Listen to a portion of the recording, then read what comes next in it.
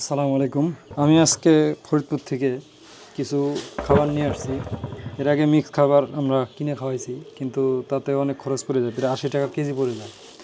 তা আজকে আমি টেস্ট স্বরূপ কিছু খাবার নিয়ে আসছি এখানে। তো কী কী নিয়ে আসছি সেটাও আপনাদেরকে দেখাবো, এবং গম এবং ভুট্টা আমার বাড়িতেই ছিল, তো সেইগুলোতে আমি খাবারগুলো মিক্স করব। আমরা গমটা ঢেলে দিচ্ছি। গম এনে 1.5 কেজি নিলাম, ভুট্টা নিব 1.5 কেজি।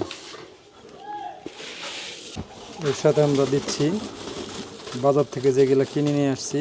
এটা হলো বাজরা, 250 গ্রাম বাজরা দিলাম।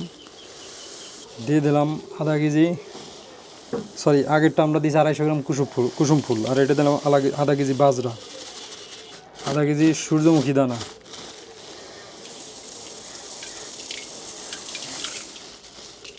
এরপরে আমরা দিয়ে দিচ্ছি আধা কেজি ডাবরি।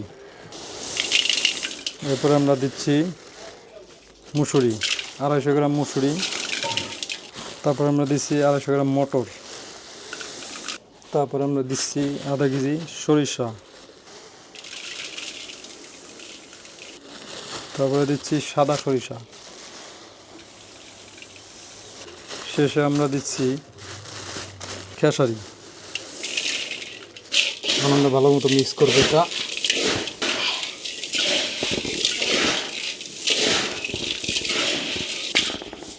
তো এই যে দেখেন মিক্স করার পর খাবারের কোয়ালিটি। তো এখানে আমি আজকের যে খাবার আনছি সেখানে হলো 420 টাকা।